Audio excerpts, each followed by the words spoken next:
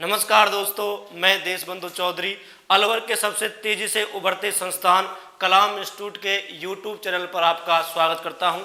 दोस्तों, पिछले कुछ दिनों से वैश्विक महामारी कोरोना के कारण सारी मानवीय गतिविधियां प्रभावित हुई हैं, जिसमें विद्यार्थियों की पढ़ाई भी स्वाभाविक रूप से प्रभावित हुई है।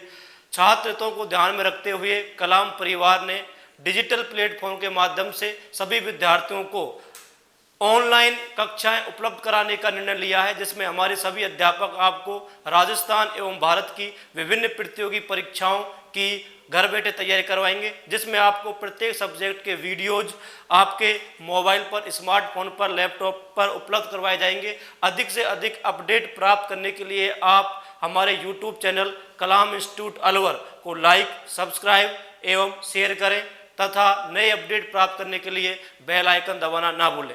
दोस्तों, आज मैं आपको राजस्थान के जीके के अंतर्गत राजस्थान का इतिहास, कला एवं संस्कृति तथा भारतीय इतिहास, कला एवं संस्कृति का अध्ययन करवाऊंगा। तो यदि हम राजस्थान के इतिहास की बात करते हैं तो राजस्थान के इतिहास के बारे में जो मुख्य चीज़ें हैं, जो मूलभूत आयाम है इसके कि राजस्थान के इतिहास को किस प्रकार पढ़ा जाए, और विद्यार्थियों की जो सबसे बड़ी समस्याएं रहती हैं कि राजस्थान का इतिहास जो है वो याद नहीं होता, डेट याद नहीं होती, युद्ध याद नहीं होते, क्रम जो है शासकों का ये याद नहीं होता। तो इन 3-4 आयामों पर हम बात करते हैं। तो देखिए दोस्तों, यदि हम इतिहास की बात करें तो इतिहास का जो शाब्दिक अर्थ होता है, इतिहास अतीत की घटनाओं का क्रमबद्ध अध्ययन है। इतिहास के अंतर्गत हम जो अतीत की घटना है, जो बीत गया है, उनका क्रमबद्ध रूप से अध्ययन करते हैं कि इतिहास में जो घटनाएं घटित हुई थी वो किस किस प्रकार घटित हुई थी, किस वंश के बाद कौन सा वंश आया था, किस शासक के बाद कौन सा शासक आया था, किस साम्राज्य के बाद कौन सा साम्राज्य आया था, उस साम्राज्य की सामाजिक, आर्थिक, राजनीतिक, धार्मिक गतिविधियां क्या थी, उन्होंने कौन कौन से युद्ध किए थे, कितने समय तक शासन किया था, कौन कौन से प्रतापी शासक थे। ये सब इतिहास के अंतर्गत आता है और इतिहास में हमको घटनाओं को क्रमिक रूप से याद करना है। यदि इतिहास को क्रमबद्ध रूप से पढ़ा जाए, एक टॉपिक के बाद एक टॉपिक को पढ़ा जाए, जब से इतिहास शुरू हुआ है, जैसे प्राचीन भारत का इतिहास, मध्यकालीन भारत का इतिहास, आधुनिक भारत का इतिहास और आधुनिक विश्व का इतिहास, तो यदि इसका हम क्रमबद्ध अध्ययन करें प्रागैतिहासिक काल से ही, जब मानव गुफाओं में रहता था और मानव आज जो वर्तमान जिस स्वरूप में है, तो उस समय से लेकर इस समय तक कितना परिवर्तन आया है, इसका यदि हम क्रमबद्ध रूप से अध्ययन करें, घटनाओं को यदि हम क्रमबद्ध रूप से अध्ययन करें तो इतिहास रुचिकर लगने लगता है, कोई समस्या नहीं होती है। आज हम आपको राजस्थान के इतिहास के बारे में बताते हैं। देखिए दोस्तों, यदि हम राजस्थान के इतिहास की बात करें, राजस्थान का इतिहास, राजस्थान का इतिहास, तो राजस्थान के इतिहास की बात करने से पहले हम राजस्थान के इतिहास को जो पाठ्यक्रम है, राजस्थान के इतिहास में किस किस टॉपिक को शामिल किया गया है, उसका क्या क्या योगदान है, विभिन्न प्रतियोगी परीक्षाओं में उन टॉपिकों में से कौन कौन से सवाल पूछे जा रहे हैं, इन सारी चीज़ों को ध्यान रखना महत्वपूर्ण है। देखिए दोस्तों, प्रतियोगी परीक्षाओं को पास करने के लिए कई चीज़ें इंपॉर्टेंट हैं, जिसमें से एक चीज़ इंपॉर्टेंट है स्मार्ट वर्क। स्मार्ट वर्क का मतलब ये होता है कि आप जो विभिन्न प्रतियोगी परीक्षाओं का पैटर्न है उनको ध्यान में रखकर यदि तैयारी करें, जिस प्रकार वर्तमान में सवाल पूछे जा रहे हैं उनको ध्यान में रखकर यदि आप सवाल करें तो स्मार्ट वर्क के द्वारा कम समय में आप सफलता प्राप्त कर सकते हो। आप जो अध्ययन कर रहे हैं, आप जिस मैटर का अध्ययन कर रहे हैं, जो किताबें आपके पास उपलब्ध हैं, जो गाइडें आपके पास उपलब्ध हैं, उनमें जो मैटर आपको पढ़ाया जा रहा है वो परीक्षा में किस हद तक पूछा जा रहा है, उस मैटर को पढ़कर आप किस प्रकार से सवालों को हल कर रहे हैं, ये ज़्यादा इम्पोर्टेंट है। तो इतिहास की यदि हम बात करें, राजस्थान के इतिहास की यदि हम बात करें, भारत के इतिहास की यदि हम बात करें, किसी भी देश का इतिहास रहा हो, किसी भी राज्य का इतिहास रहा हो, किसी भी वंश का इतिहास रहा हो, उसकी कुछ पृष्ठभूमि होती है, उस इतिहास की कुछ सामान्य जानकारी होती है कि उस वंश ने, उस साम्राज्य के शासकों ने क्या क्या किया था, उनकी नीतियां क्या क्या थी, तो उनके बारे में सामान्य जानकारी प्राप्त करना जरूर होती है। और उस स्रोत, जो वो इतिहास होता है, उसके कुछ स्रोत होते हैं जिनसे हमें उस इतिहास के बारे में जानकारी मिलती है। यदि हम राजस्थान के इतिहास की बात करें तो राजस्थान के इतिहास में जितने भी वंश आए, जितनी भी सभ्यताएं आई, जितने भी आंदोलन हुए थे, तो इनका हमें कोई ना कोई स्रोत है, कोई ना कोई लिखित प्रमाण है जिसके आधार पर हम कह सकते हैं कि हल्दी घाटी का युद्ध महाराणा प्रताप और मुगल बादशाह अकबर दोनों की महत्वाकांक्षाओं के कारण हुआ था। जगन्नाथ राय प्रशस्ति हमें इसके बारे में बताती है। तो प्रत्येक चीज के बारे में कुछ ना कुछ, जैसे कोई युद्ध अगर हुआ है, किसी दुर्ग में यदि साका हुआ है तो इतिहासकार ने उसके बारे में लिखा है, आंखों देखा वर्णन किया है उसका। तो इन सभी को ध्यान में रखते हुए हम इतिहास का अध्ययन करते हैं। इतिहास के बारे में हो सकता है विभिन्न इतिहासकारों के अलग अलग मत हों, लेकिन उन सारे मतों को हम एक जगह कर कर ये निष्कर्ष निकालते हैं कि अमुक घटना तब घटित हुई थी और इस काल में, इस शासन काल में ये घटनाएं घटित हुई थी। तो ऐसे ही यदि हम राजस्थान के इतिहास की बात करें तो राजस्थान का जो इतिहास है, विभिन्न प्रतियोगी परीक्षाएं जब विज्ञप्ति निकाली जाती है तो सबसे पहले उसका पाठ्यक्रम भी जारी किया जाता है और पाठ्यक्रम में राजस्थान का इतिहास, राजस्थान की कला एवं संस्कृति, राजस्थान का भूगोल, राजस्थान की अर्थव्यवस्था, राजस्थान की राज्य व्यवस्था, सभी का टॉपिक वाइज सिलेबस जारी किया जाता है और उस सिलेबस को ध्यान में रखकर ही जो एग्जामिनर है वो क्वेश्चन सेट करता है। आपको पढ़ने से पहले प्रत्येक परीक्षा, जिस परीक्षा की आप तैयारी कर रहे हैं, उस परीक्षा का सिलेबस पता होना चाहिए, उस सिलेबस का प्रत्येक टॉपिक पता होना चाहिए और उस टॉपिक से विभिन्न प्रतियोगी परीक्षाएं जो हुई हैं, प्रीवियस जो एग्जाम हुए हैं, उनमें से कौन कौन से सवाल पूछे गए हैं उनके बारे में पता होना चाहिए।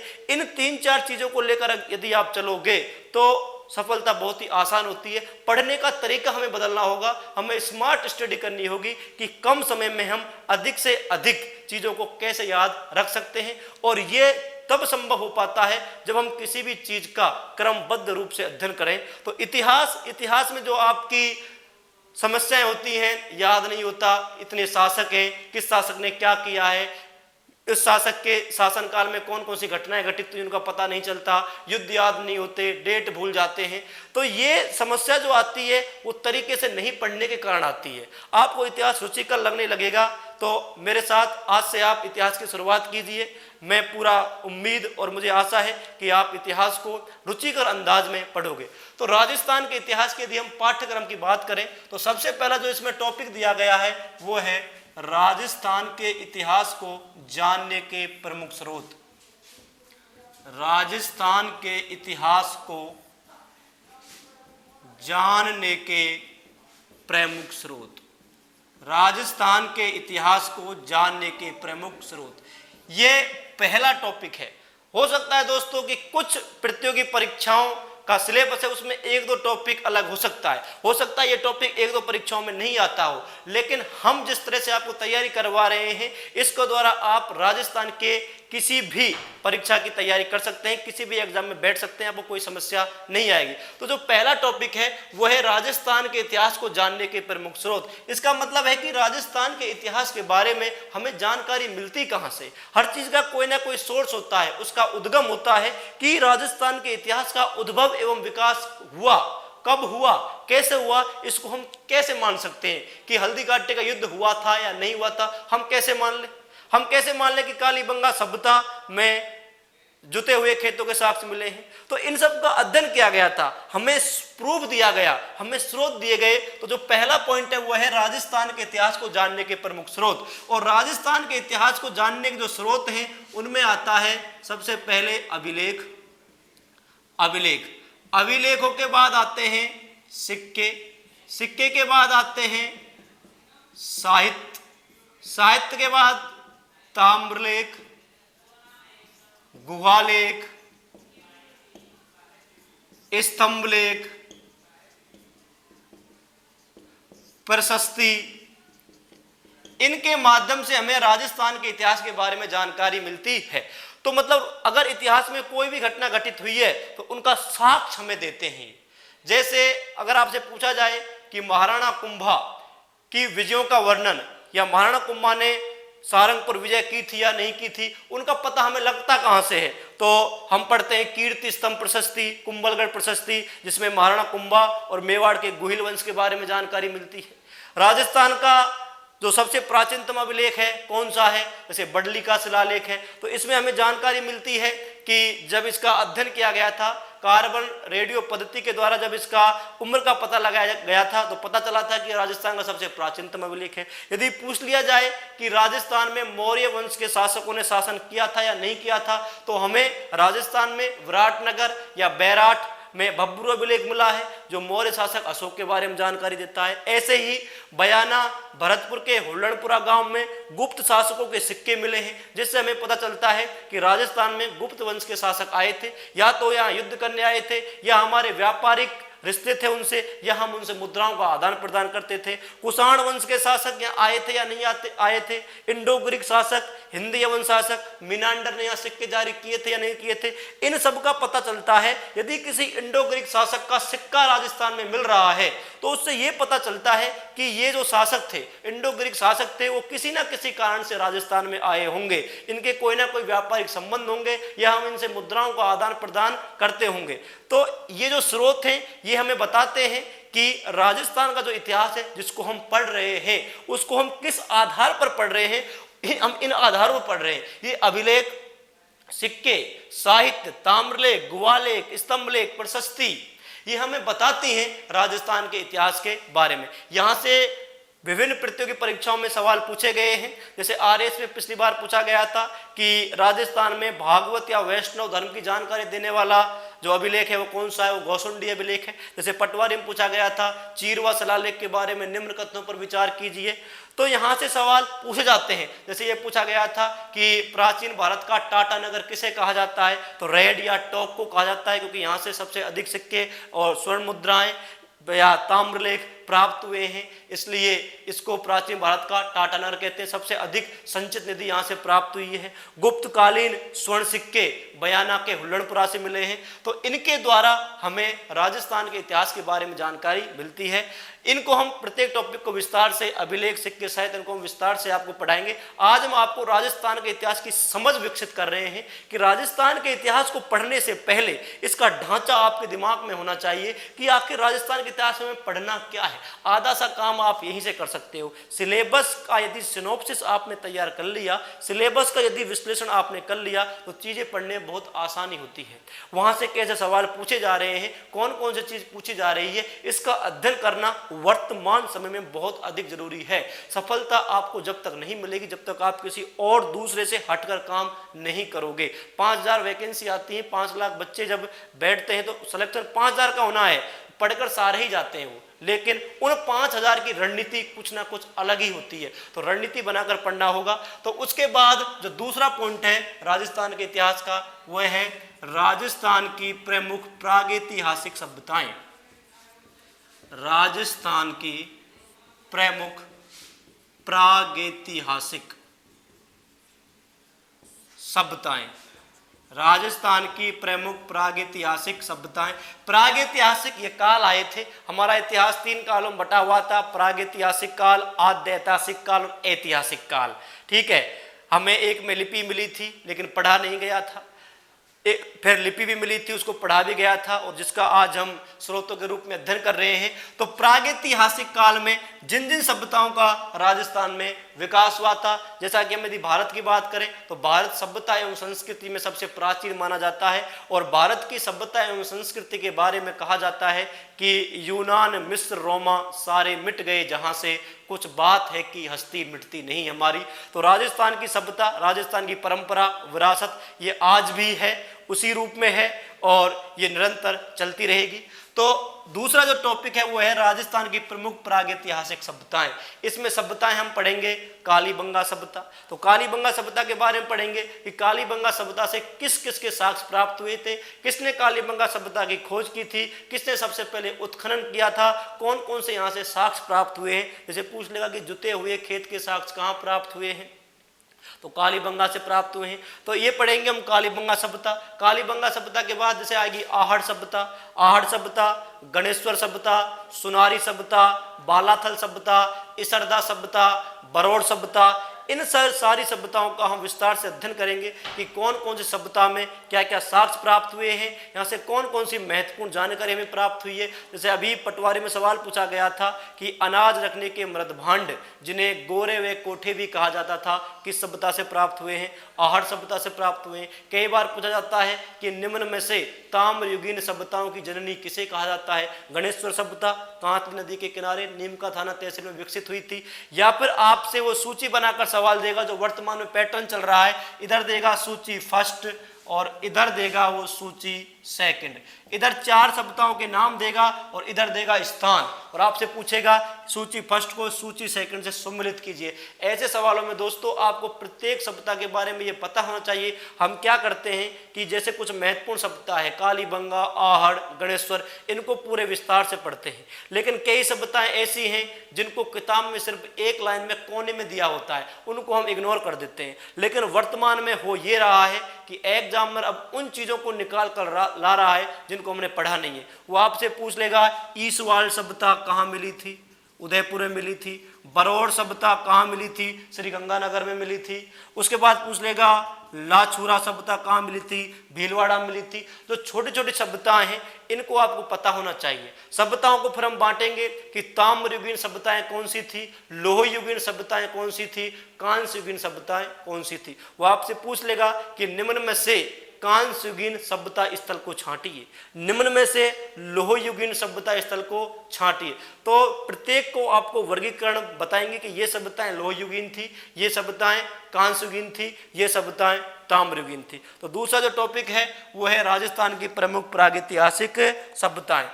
इसके बाद हम तीसरी बात करते हैं, तीसरे पॉइंट की बात करते हैं, तो वो है राजस्थान के प्रमुख राजवंश।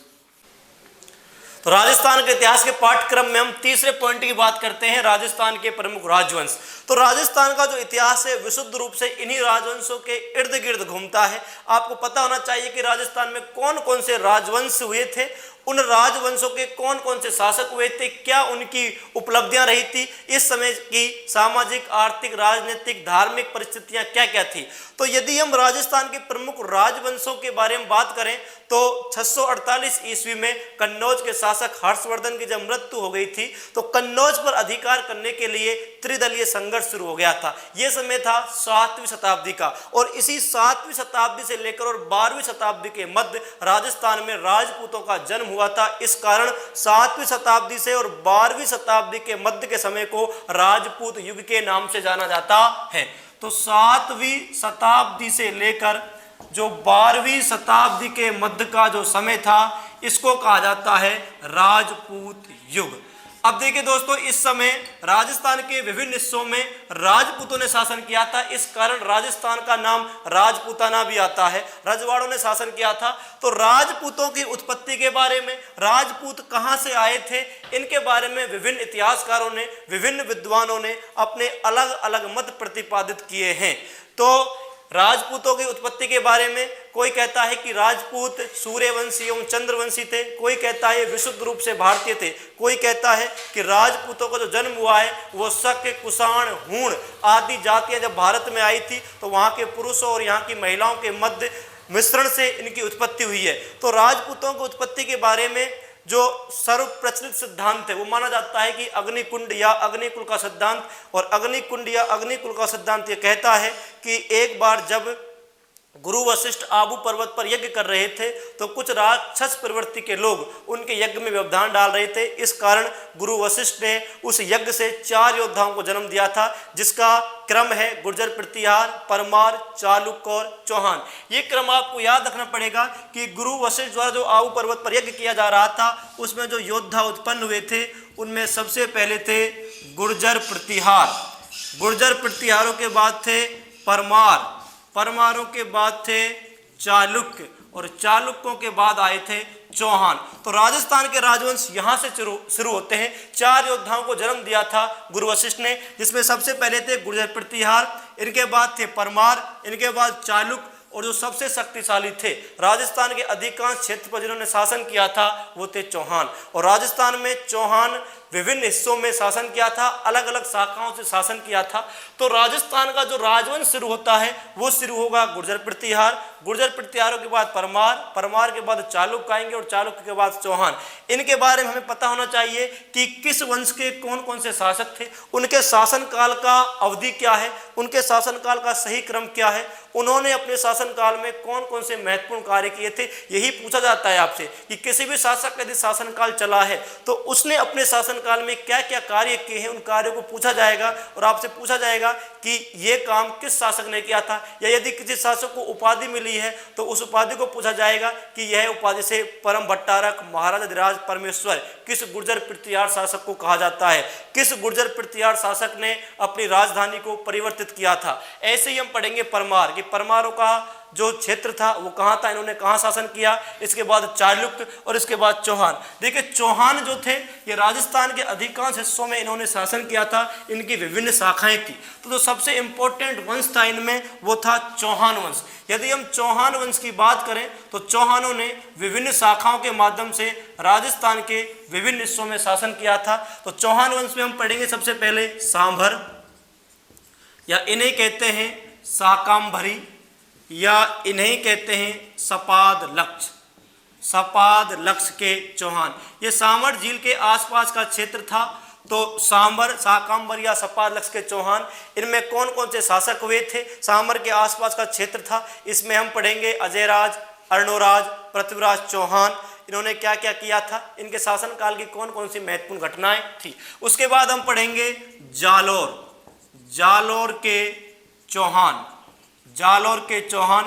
किस प्रकार जालोर दुर्ग का पतन हुआ, किस प्रकार सिवाना दुर्ग का पतन हुआ, अलाउद्दीन खिलजी ने कब आक्रमण किया, किस प्रकार आक्रमण किया, किसको अपनी तरफ मिलाया, जालोर दुर्ग का साका कब हुआ, ये सब अध्ययन हम करेंगे जालोर के चौहान में। उसके बाद हम पढ़ेंगे नाडोल, नाडोल में भी, और नाडोल पड़ता है पाली में, नाडोल में भी चौहान वंश का शासन था, लेकिन ये जालोर में जाकर मिल गया था। तो नाडोल के चौहान, नाडोल के चौहान के बाद हम पढ़ेंगे रणथंभोर, रणथंभोर के चौहान। किस प्रकार अलाउद्दीन खिलजी ने रणथंभोर दुर्ग पर आक्रमण किया था, किस प्रकार यहाँ जौहर हुआ है, किस प्रकार जल जौहर हुआ है, वो हम पढ़ेंगे रणथंभोर के चौहान वंश में। इसके बाद आएगा सिरोही, सिरोही के चौहान, सिरोही के चौहान। इसके बाद हम पढ़ेंगे हाड़ौती, कोटा, बूंदी, बारा, झालावाड़ को हाड़ौती कहा जाता है, हाड़ौती के चौहान। हाड़ौती के चौहानों में कोटा के चौहान, बूंदी के चौहान, झालावाड़ के चौहान। किस प्रकार इन्होंने अंग्रेजों से सहायक संधि की थी, किस प्रकार झाला जालिम सिंह ने झालावाड़ की स्थापना करवाई थी। तो ये इन सबको मिलाकर बनता है चौहान वंश। सांभर के चौहान, जालोर के चौहान, नाडोल के चौहान, रणथंभोर के चौहान, सिरोही के चौहान और हाड़ौती के चौहान। चौहान वंश का दिल्ली सल्तनत, दिल्ली सल्तनत के शासकों खिलजी वंश से किस प्रकार शासन था, किस प्रकार आक्रमण किया था, ये सारी चीजें आएंगी चौहान वंश में। चौहान वंश के बाद जो अगला राजवंश आता है वो है मेवाड़ का गुहिल या सिसोदिया वंश। तो अगला वंश है मेवाड़ का गुहिल या सिसोदिया वंश। मेवाड़ का गुहिल या सिसोदिया, मेवाड़ का गुहिल या सिसोदिया वंश। तो ये सबसे प्राचीनतम राजवंश माना जाता है। मेवाड़ का जो गुहिल या सिसोदिया वंश था, इसकी दो शाखाएं थी, रावल शाखा और सिसोदिया शाखा। सिसोदिया शाखा के शासक ही अपने नाम के आगे राणा या महाराणा लगाते थे। तो हमें पढ़ना है कि रावल शाखा के कौन कौन से शासक थे, उधर सिसोदिया शाखा के कौन कौन से शासक थे। हम पढ़ेंगे बप्पा रावल, बप्पा रावल ने किस प्रकार हारित ऋषि के आशीर्वाद से चित्तौड़गढ़ दुर्ग जीता था। उसके बाद हम पढ़ेंगे कि रावल रतन सिंह, रावल रतन सिंह का अलाउद्दीन खिलजी से किस प्रकार विरोध हुआ, किस प्रकार पद्मावती ने अपने सतत की रक्षा के लिए जौहर किया था। उसके बाद सिसोदिया शाखा का जो प्रथम शासक है वो आएगा राणा हम्बीर। राणा हम्बीर ने किस प्रकार खोया हुआ चित्तौड़ दुर्ग प्राप्त हुआ, किस प्रकार राणा हम्बीर मेवाड़ का उद्धारक बना। उसके बाद हम पढ़ेंगे राणा लाखा, राणा लाखा ने किस प्रकार हंसाबाई से विवाह किया, किस प्रकार उनका मारवाड़ से संबंध स्थापित हुआ। उसके बाद हम राणा मोकल, राणा मोकल के बाद महाराणा कुंभा, महाराणा कुंभा का काल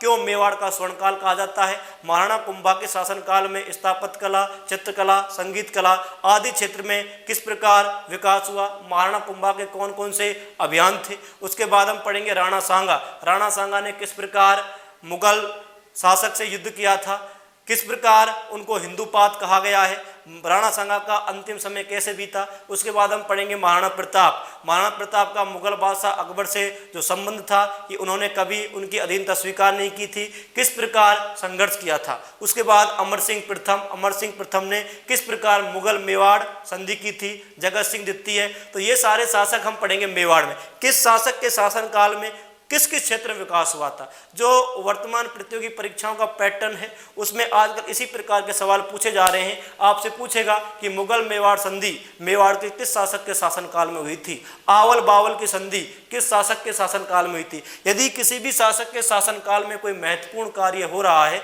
तो उसका आपको याद रखना पड़ेगा कि यह महत्वपूर्ण कार्य किस शासक के शासनकाल में हुआ था। जग मंदिर, जग निवास महल किसके शासनकाल में बने थे, या कोई स्थापत्य कला का कार्य हो रहा है तो वो किस शासक के शासनकाल में हुआ था। या यदि कोई भी मेवाड़ का शासक है वो मुगल अधीनता स्वीकार कर रहा है तो वो कौन सा शासक है, ब्रिटिश ईस्ट इंडिया कंपनी की अधीनता स्वीकार कर रहा है तो वो कौन सा शासक है। आपको प्रत्येक शासक के बारे में जो उसके शासनकाल की महत्वपूर्ण बातें हैं वो याद होनी चाहिए। उसके बाद आता है आमेर, और आमेर में जिस वंश का शासन था वो था कछवाहा। आमेर का कछवाहा वंश। आमेर के कछवाहा वंश में हम पढ़ेंगे कि दूल्हे राया तेजकरण ने रामगढ़ और दौसा के मीणाओं तथा गुर्जरों को पराजित करके किस प्रकार रामगढ़ और मीणा में आमेर वंश की स्थापना की थी। किस प्रकार कोकिल देव ने आमेर के मीणाओं को हराकर आमेर के कछवाहा वंश की स्थापना की थी। किस प्रकार पृथ्वीराज ने 12 कोठड़ी व्यवस्था अपनी संपत्ति को 12 पुत्रों में बांट दिया था। किस प्रकार भारमल ने अकबर के साथ वैवाहिक संबंध स्थापित किए थे, और किस प्रकार अपनी बेटी जोधाबाई या हरकाबाई या मरियम उज्जमानी का विवाह किया था, जो प्रथम मुगल राजपूत विवाह माना जाता है। उसके बाद इन्होंने अपने पुत्र और पौत्र किस प्रकार मान सिंह ने अकबर के अभियानों में हिस्सा लिया था, और मान सिंह को 7000 का मनसब जो सर्वाधिक था राजपूताना में वो प्राप्त हुआ था। इसके बाद हम मिर्जा राजा जय सिंह, सवाई जय सिंह, प्रताप सिंह, ईश्वरी सिंह, माधो सिंह द्वितीय, जगत सिंह द्वितीय, इन सब का अध्ययन करेंगे आमेर के कछवाहा वंश में। इसमें जो इम्पोर्टेंट चीज है वो किस शासक के शासनकाल में किस किस क्षेत्र में विकास हो रहा है। प्रत्येक राजवंश में जितने भी आप शासक पढ़ोगे उन शासकों के काल में हुए महत्वपूर्ण कार्य आपको याद रखने पड़ेंगे कि किस शासक के शासनकाल में कौन कौन से महत्वपूर्ण कार्य हुए थे। जैसे 2016 ग्राम सेवक में जो सवाल पूछा गया था कि गंधर्व बाईसी आमेर के किस शासक के शासनकाल में विद्वान थी, तो प्रताप सिंह के शासनकाल में विद्वान थी। मतलब हर शासक ने जो अपने क्षेत्र में विकास किया है उसका आपको पता होना चाहिए कि किस शासक ने जयपुर शहर बसवाया था, नक्षत्रों पर आधारित जिज मोहम्मद शाही का निर्माण कैसे करवाया था, वेदशालाओं का निर्माण किस शासक ने करवाया था, ईसरलाट या सागर सूले का निर्माण किसने करवाया था, किसकी याद में करवाया था, हवा महल का निर्माण किसने करवाया था, हवा महल कितना मंजिला है। तो प्रत्येक शासक, जयपुर को आधुनिक स्वरूप किसने प्रदान किया था। तो प्रत्येक शासक के शासन काल में जो जो भी विकास हुआ है उसको आपको याद रखना पड़ेगा। और सबसे इंपॉर्टेंट चीज यह है कि प्रत्येक राजवंश में हो सकता है कई शासक हैं जिनका शासनकाल इतना महत्वपूर्ण नहीं रहा होगा, लेकिन उनका क्रम आपको याद होना चाहिए। प्रत्येक जो राजवंश है उसके जितने भी शासक हुए हैं उन शासकों का क्रम आपको पता होना चाहिए, क्योंकि आजकल एक सवाल जो ट्रेंड में चल रहा है वो ये है कि वो किसी भी वंश के 4 शासकों का नाम देगा और आपसे ये पूछ लेगा कि इन शासकों को आरोही क्रम में व्यवस्थित कीजिए या अवरोही क्रम में व्यवस्थित कीजिए। तो आपको पता होना चाहिए कि किस शासक के बाद कौन सा शासक आया था। तो ये सारा हम पढ़ेंगे आमेर के कछवाहा वंश में। आमेर के कछवाहा वंश के बाद एक क्षेत्र था मारवाड़, और मारवाड़ में जिस वंश का शासन था वो था राठौड़ वंश। तो मारवाड़ का राठौड़ वंश, मारवाड़ का राठौड़ वंश। आमेर के कछवाहा वंश के बाद अगला है मारवाड़ का राठौड़ वंश। देखिए मारवाड़ का राठौड़ वंश, इसमें हम विभिन्न शासकों के बारे में पढ़ेंगे, जैसे राव जोधा। राव रणमल किस प्रकार मेवाड़ गया था, किस प्रकार उसने मेवाड़ के आंतरिक मामलों में हस्तक्षेप करना शुरू कर दिया था, किस प्रकार राणा कुंभा ने उसकी हत्या करवा दी थी। इसमें हम पढ़ेंगे राव मालदेव, राव चंद्रसेन जिसे मारवाड़ का महाराणा प्रताप कहा जाता है। राव मालदेव ने किस प्रकार शेरशाह सूरी से सुमेलगिरी का युद्ध किया था, जिससे शेरशाह सूरी ये कहने को बाध्य हो गया कि मैं मुट्ठी भर बाजरे के लिए हिंदुस्तान की बादशाहत खो बैठता। तो मेवाड़ और मारवाड़ को हम एक साथ पढ़ेंगे कि मेवाड़ और मारवाड़ में कौन कौन संबंध स्थापित हुए थे, आवल बावल की संधि किस प्रकार हुई थी, राव रणमल ने हंसाबाई की सहायता से किस प्रकार मेवाड़ के आंतरिक मामलों में हस्तक्षेप करना शुरू किया था, किस प्रकार राणा कुंभा ने मारवाड़ के आंतरिक हस्तक्षेप को समाप्त किया था। इसके बाद आता है बीकानेर, और बीकानेर में जिस वंश का शासन था वो भी था राठौड़ वंश। इसके बाद आता है बीकानेर का राठौड़ वंश। बीकानेर का राठौड़ वंश राव जोधा के ही वंशजों ने, राव बीका ने ही बीकानेर के राठौड़ वंश की स्थापना की थी। राव बीका, राव लूणकरण, राव जैतसिंह, राव कल्याणमल, ये हम पढ़ेंगे बीकानेर के राठौड़ वंश में। राव अनूप सिंह, महाराजा गंगा सिंह, जिनका काल बहुत ही महत्वपूर्ण काल था। गंगा सिंह के शासन काल में बहुत ही महत्वपूर्ण घटनाएं घटित हुई थी। वर्साई की संधि पर रियासतों के एकमात्र प्रतिनिधि थे जिन्होंने हस्ताक्षर किया था। 56 अकाल इन्हीं के शासन काल में पड़ा था, गंगा सिंह के शासन काल में। गंगा सिंह ने ही अंग्रेजों की सहायता के लिए अपनी ऊंटों की सेना गंगा रिसाला भेजी थी। अनूप सिंह का शासन काल बीकानेर चित्रकला शैली का स्वर्णकाल माना जाता है। अनूप सिंह स्वयं अच्छे विद्वान लेखक और कवि थे, कला में इनकी रुचि थी। तो जितने भी शासक हैं बीकानेर के राठौड़ वंश में, इनके शासन काल में कौन कौन सा विकास हुआ है उसका अध्ययन करेंगे। इसके बाद जैसलमेर, और जैसलमेर में जिस वंश का शासन था वह वंश था भाटी वंश। जैसलमेर का भाटी वंश, इसमें हम पढ़ेंगे मूलराज प्रथम, रावल दूधा, अखय सिंह, जवाहर सिंह आदि शासक हुए थे। 2.5 शाखा का प्रमाण मिला है जैसलमेर में। राव लूणकरण, और राव लूणकरण ने अपनी पुत्री उम्मादे का विवाह मारवाड़ के शासक राव मालदेव से किया था, जिनको इतिहास में रूठी रानी के नाम से जाना जाता है।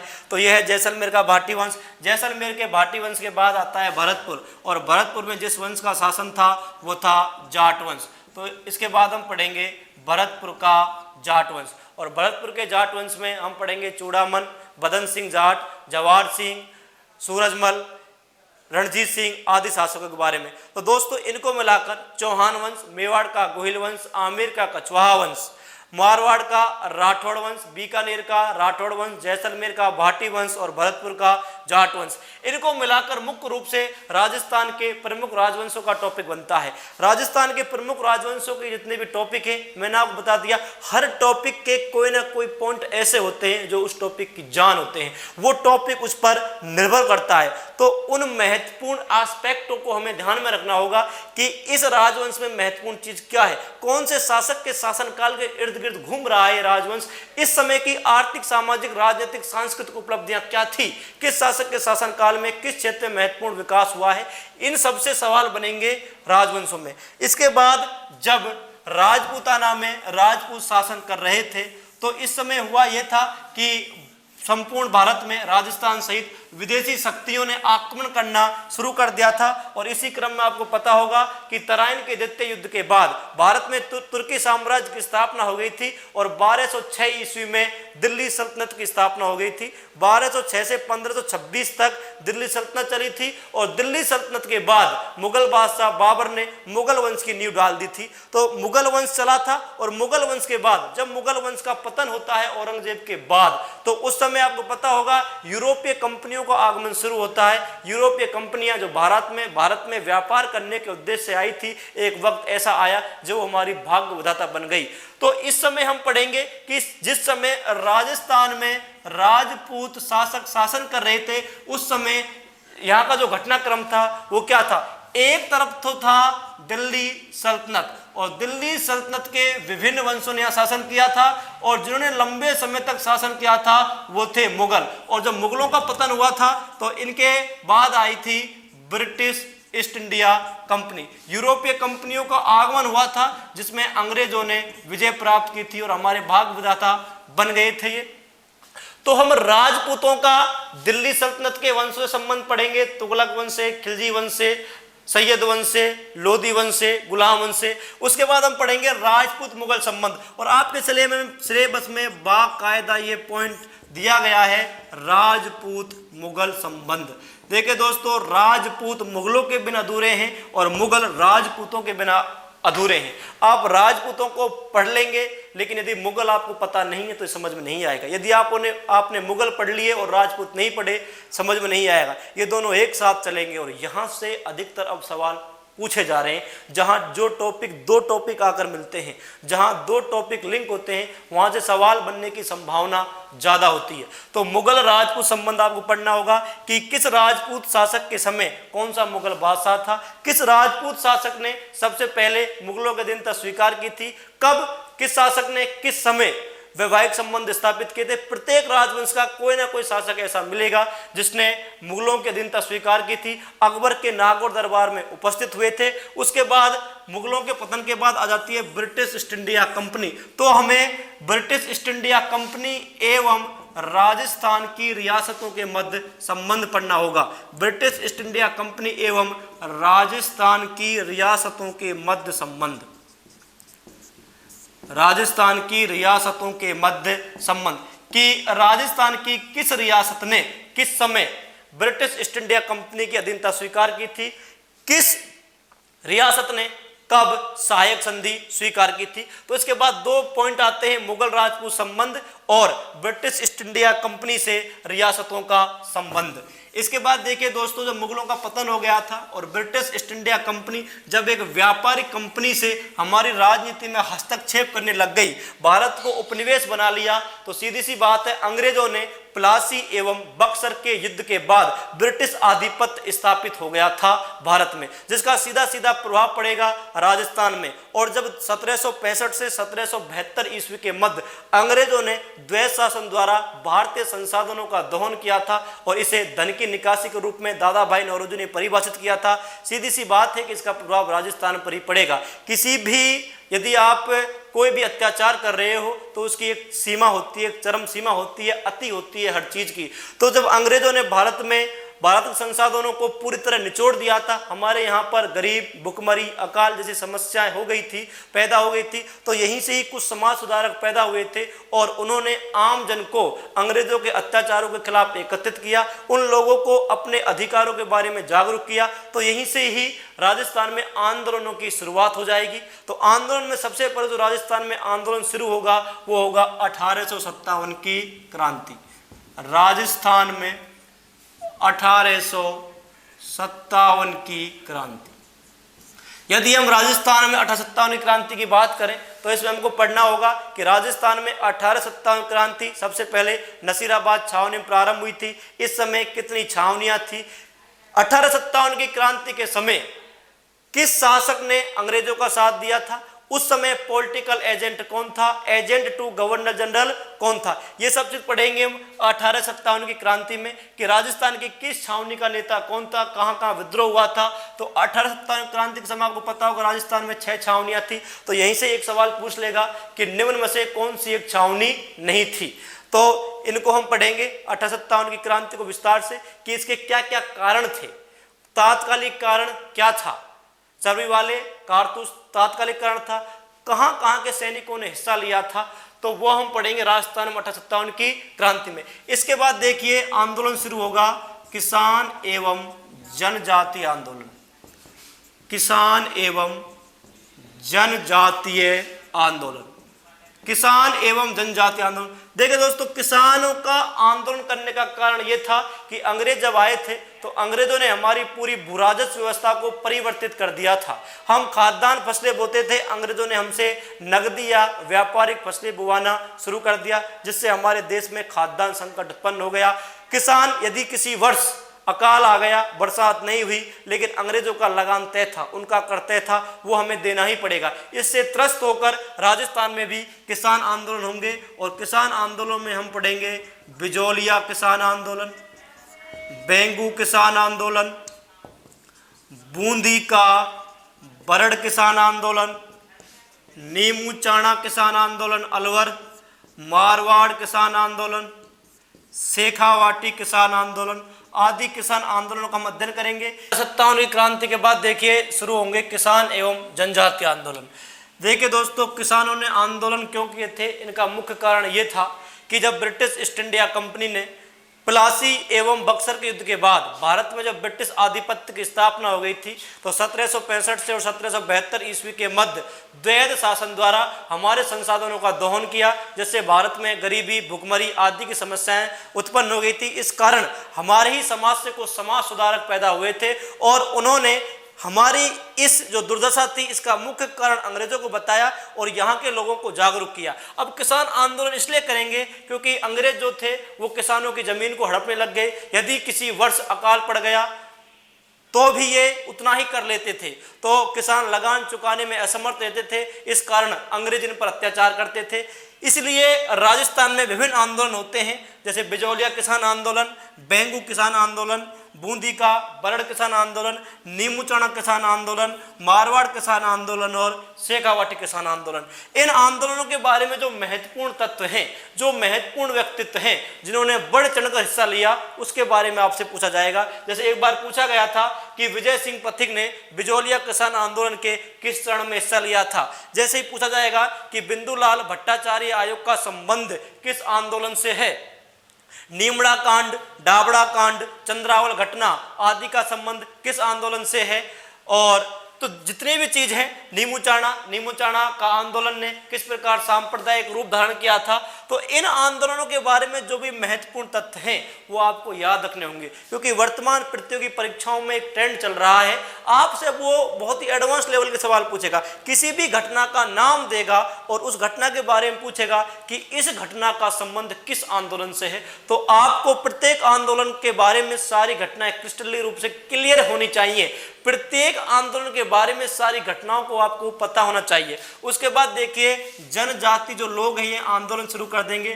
देखिए जनजाति जो हमारे पहाड़ी क्षेत्र हैं, डूंगरपुर, बांसवाड़ा, उदयपुर, सिरोही, ये जो क्षेत्र है, जो अरावली के आसपास की पहाड़ियां हैं, यहाँ जनजातियां निवास करती थी। जनजातियों की एक विशेषता होती है कि जो जनजातियां होती हैं ये शहर से दूर एकांत में रहती हैं। इनके रीति रिवाज, इनकी प्रथाएं, इनके संस्कार हमसे अलग होते हैं। लेकिन अंग्रेजों ने इनके जीवन में हस्तक्षेप करना शुरू कर दिया था।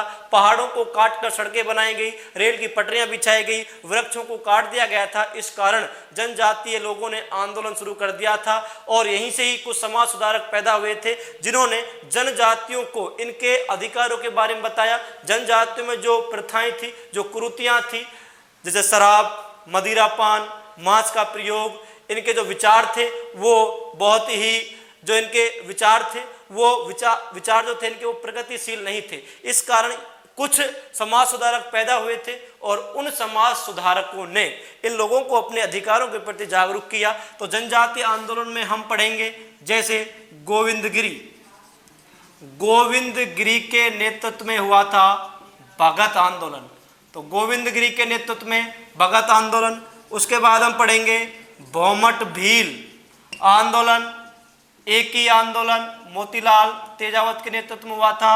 मीणा आंदोलन ठक्कर बापा के नेतृत्व में हुआ था। तो यह है किसान और जनजातीय आंदोलन कहाँ कहाँ हुआ था, किस किस व्यक्ति ने कब इसमें हिस्सा लिया, कौन सी महत्वपूर्ण घटनाएं घटित हुई थी, ये हम पढ़ेंगे किसान एवं जनजातीय आंदोलन में। तो ये जो आंदोलन हुए थे इनमें समाचार पत्रों की भूमिका क्या थी, प्रेस की भूमिका क्या थी, महिलाओं की भूमिका क्या थी, कौन कौन सी संस्थाएं इस समय सक्रिय थी, कौन कौन सी संस्थाएं इस समय स्थापित हुई थी। जैसे मरुधर हितकारिणी सभा इस समय स्थापित हुई थी, मारवाड़ लोक परिषद, मारवाड़ यूथ लीग, अंजुमने मोहब्बताने वतन आदि संस्थाएं कब स्थापित हुई थी और किसने इनकी स्थापना की थी, इनके बारे में पढ़ेंगे। उसके बाद किसान एवं जनजातीय आंदोलन के बाद शुरू होते हैं प्रजामंडल आंदोलन।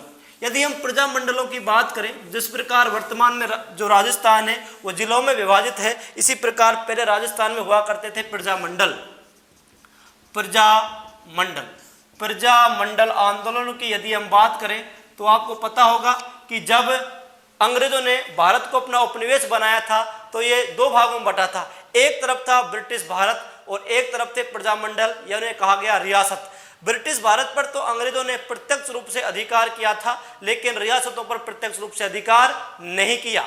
इस कारण देखिए जो ब्रिटिश भारत में लोगों में जागरूकता पहले आ गई थी, उनको रियायतें पहले मिल गई थी, इसी कारण प्रजामंडल में जो नेता पैदा हुए थे उन नेताओं ने भी आंदोलन शुरू कर दिया था। प्रजामंडल के जो शासक थे उन शासकों ने अंग्रेजों से सांठगांठ बैठाकर उनसे सहायक संधि कर ली, जिससे उस रियासत के जो कर्ता धर्ता थे वो अंग्रेज हो गए थे। शासक वहां का जो था वो कुछ भी नहीं कहता था। उस शासक ने अपनी सुरक्षा के लिए अपनी रियासतों को गिरवी रख दिया था सहायक संधि के द्वारा। इस कारण प्रजामंडल के जो नेता हैं ये आंदोलन करेंगे अपने शासक के खिलाफ और अंग्रेजों के खिलाफ। तो इनमें हम पढ़ेंगे जैसे भरतपुर प्रजामंडल है, अलवर प्रजामंडल है, जयपुर प्रजामंडल, मेवाड़ प्रजामंडल, हाड़ौती प्रजामंडल।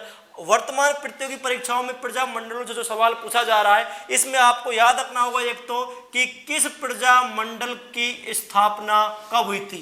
एक तो याद रखना पड़ेगा सन, किस सन में किस प्रजामंडल की स्थापना हुई थी। दूसरा याद करना पड़ेगा कि स्थापना किसने की, किस आदमी ने उस प्रजामंडल की स्थापना की, स्थापना किसने की। तो आपको वो जब सवाल देगा इधर दे देगा सूची फर्स्ट और इधर दे देगा सूची सेकंड, इधर प्रजामंडल इधर वर्ष और कहेगा इनको सुमेलित कीजिए, या इधर प्रजामंडल इधर संस्थापक और कहेगा इनको सुमेलित कीजिए। तो आपको पता होना चाहिए कि किस प्रजामंडल की स्थापना कब हुई थी और किसने की थी। इनको जब हम पढ़ेंगे एक एक टॉपिक को विस्तार से तो बहुत ही अच्छे तरीकों से ट्रिकों के माध्यम से आपको याद कराया जाएगा।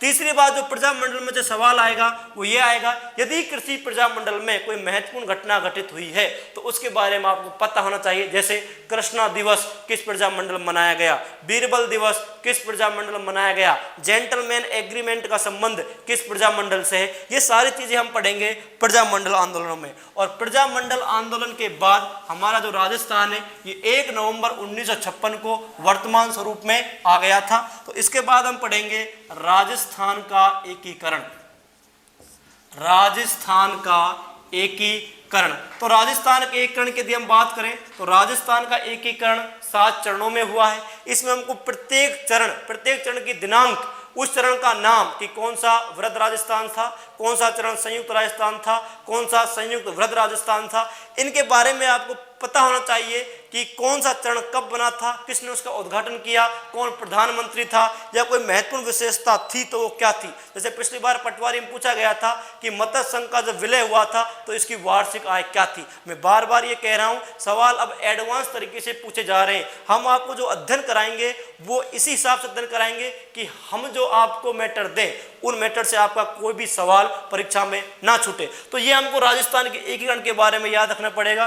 तो दोस्तों इन सारे टॉपिकों को मिलाकर बनता है राजस्थान का इतिहास। ये राजस्थान के इतिहास को जो मैंने आपको पाठ्यक्रम बताया है, यहाँ से एक समझ विकसित होगी आपको राजस्थान के इतिहास के बारे में कि राजस्थान के इतिहास के बारे में हमें पढ़ना क्या है, किस प्रकार अध्ययन करना है हमें राजस्थान के इतिहास का, किस प्रकार चीज़ों को हमें आगे तक ले जाना है, हम ऐसा क्या करें जो चीज़ें लंबे समय तक याद रहें, हम घटनाओं को किस प्रकार जोड़ें, हम शासकों के शासनकाल में जो भी महत्वपूर्ण विशेषताएं हुई हैं, जो भी महत्वपूर्ण घटनाक्रम घटित हुए हैं, उनको किस प्रकार जोड़ें। अगर आप इस प्रकार इतिहास पढ़ेंगे तो इतिहास हमें रुचिकर लगने लगेगा। दोस्तों ये जो ऑनलाइन कक्षाओं के माध्यम से हम आपको ये वीडियो उपलब्ध करवा रहे हैं, हो सकता है कि आपको शुरू में अटपटा सा लगे, क्योंकि एक तो व्यक्ति जब टीचर पढ़ाता है तो सामने बच्चे बैठे होते हैं तो पढ़ाए और बच्चे तब पढ़े, तो उसमें क्या है कि कम्युनिकेशन जो स्किल्स होती है वो बहुत अच्छा होता है दोनों की, स्टूडेंट की और शिक्षक की, छात्र और शिक्षक की जो केमिस्ट्री बनती है वो बहुत अच्छी बनती है। तो हो सकता है ऑनलाइन क्लास में ऐसा कुछ नहीं है, सिर्फ आपको हम ऐसा माहौल क्रिएट करेंगे कि आपको ऐसा ही लगेगा कि हम क्लास में बैठकर अध्ययन कर रहे हैं। धीरे धीरे ये जो जिस हम परिस्थिति का सामना कर रहे हैं, जिस महामारी का सामना कर रहे हैं, ये समाप्त हो जाएगी, क्योंकि महामारियों का दौर ये नया नहीं है, ये आता ही रहता है। हम मनुष्य हैं और मनुष्य को इन चीज़ों का सामना करना ही पड़ता है, तभी मनुष्य मनुष्य कहलाता है और वो अपने जीवन में निखरता है। कुछ समय लगेगा, महीना, 2 महीना, 10 दिन, 20 दिन में स्थिति सही हो जाएगी और हम फिर वही आपको जिस प्रकार क्लास में पढ़ाते हैं उसी प्रकार पढ़ाएंगे। ऑनलाइन कक्षाओं के माध्यम से भी आपको अध्ययन कराएंगे, क्योंकि डिजिटल क्रांति का समय अब आ चुका है। आप कहीं पर भी अपने मोबाइल को, आप यदि यात्रा कर रहे हैं, आप खेत में काम कर रहे हैं, आप खाना खा रहे हैं, आप कहीं घूमने गए हैं, तो वीडियो लेक्चर को आप देख सकते हैं। तो इनके माध्यम से हम आपको पूरी गुणवत्ता के साथ मैटर उपलब्ध करवाएंगे और कुछ दिनों बाद वही समय आ जाएगा, आपकर हमारी मुलाकात होगी, क्योंकि कहा गया है कि शाखाएं अगर रही तो फूल पत्ते भी आएंगे, ये वक्त अगर बुरा है तो दिन अच्छे भी आएंगे। इसी के साथ मैं देशबंधु चौधरी आप